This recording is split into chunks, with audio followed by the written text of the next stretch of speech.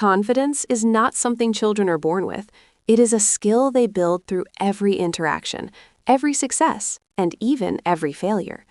As parents, we often wonder, why does my child give up so easily? Why are they afraid to try new things? Building self-esteem is like building a house. It requires a solid foundation of felt safety and unconditional love. Today, we are going to explore deeply practical, science-based strategies to transform your child's inner critic into an inner coach. This isn't just about positive thinking. It's about rewiring how they see their own capabilities. Every word you say and every reaction you have forms the internal monologue that will guide them for the rest of their lives.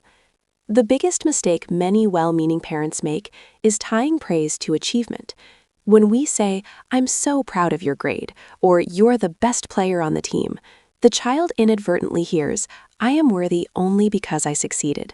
This creates a fragile sense of self-esteem that collapses the moment they face a setback. To build true, resilient self-esteem, we must separate their inherent worth from their daily performance. Focus on the effort, the strategy, and the persistence. Instead of, "You're so smart," try saying, "I saw how hard you worked on that math problem, even when it got really frustrating and you wanted to stop." This shift fosters what psychologists call a growth mindset. In this mindset, the child realizes that their abilities are not fixed, but can be developed through dedication and hard work. When children understand that intelligence and skill are built over time, they become more willing to take risks and face challenges head-on without the fear of losing your approval. Children feel confident when they feel capable and useful. One of the fastest ways to build this internal sense of power is through meaningful contribution to the household. We often try to protect our children from chores, thinking we are making their lives easier, but we are actually robbing them of the chance to feel competent. Even a toddler can help put away their building blocks or help match socks. An older child can be responsible for feeding the family pet or helping plan a weekend meal. When a child sees that their actions have a real, positive, and visible impact on the family's daily life, their sense of "I can do it" skyrockets. Avoid the urge to take over because they are moving too slow or making a mess.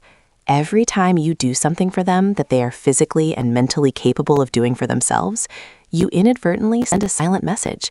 "I don't actually think you can handle this." Let them struggle a little bit. It is in that precise moment of struggle that their competence and self-belief are born. Confidence isn't the absence of fear or the absence of failure. It's the internal knowledge that you can survive them. We must teach our children that failure is not a dead end, but simply data. It is information about what didn't work. When they fail a test or lose a game, be their emotional container. This means letting them feel the full weight of the disappointment without trying to fix it or distract them immediately.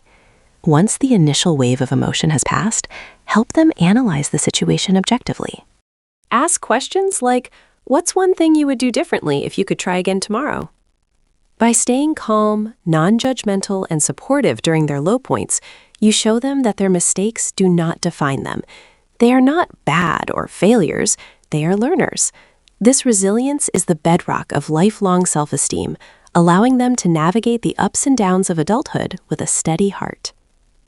Think about your own self-talk for a moment. How do you talk about yourself when you make a mistake in front of your children? If you spill your coffee or forget your keys and say, "I'm so stupid," or "I can't do anything right," your child is listening and taking notes. They learn how to treat themselves by watching the way you treat your own soul. Start narrating your own growth mindset aloud so they can hear it. For example, you could say, "I'm really frustrated that I missed that turn while driving, but it's okay. Everyone makes mistakes, and I'll find another way to get us there." When they see you being kind and compassionate to yourself despite your flaws, they learn the most important component of self-esteem, self-compassion. Your relationship with yourself is the primary blueprint for the relationship they will eventually have with themselves. Small choices lead to big confidence over time. Allowing a child to choose between 2 different outfits or 2 types of healthy snacks gives them a vital sense of agency. This autonomy tells them that their preferences matter, their voice is heard, and their judgment is trusted within a safe boundary.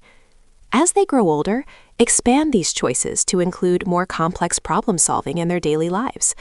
ask for their opinion on family matters, or let them manage a small budget for their hobby.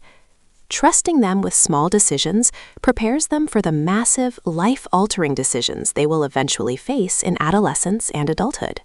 When a child feels heard, they feel inherently valued, and a valued child is a confident child.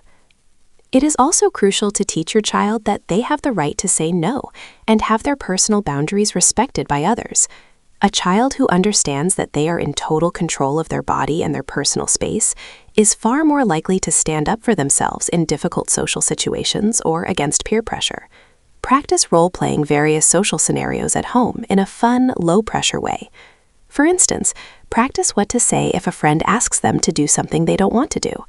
This social rehearsal significantly lowers their anxiety and gives them a mental script to use when they feel unsure in the real world. Feeling prepared is a massive part of feeling confident when they step out of the front door.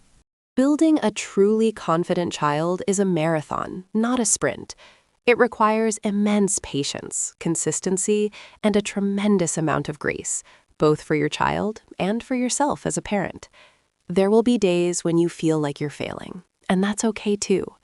If you found these strategies helpful and want to raise a more resilient, self-assured generation, please take a moment to like this video and subscribe to our channel. Your support is what helps us reach more parents who are on this same challenging but beautiful journey.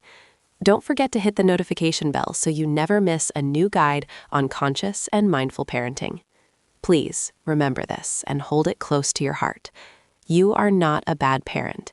You are a conscious soul learning how to navigate the complex and often overwhelming world of your child's emotions. You are growing right alongside them. Every small, intentional step you take today is planting a deep seed for their future strength and happiness. Keep going, keep learning, and keep loving.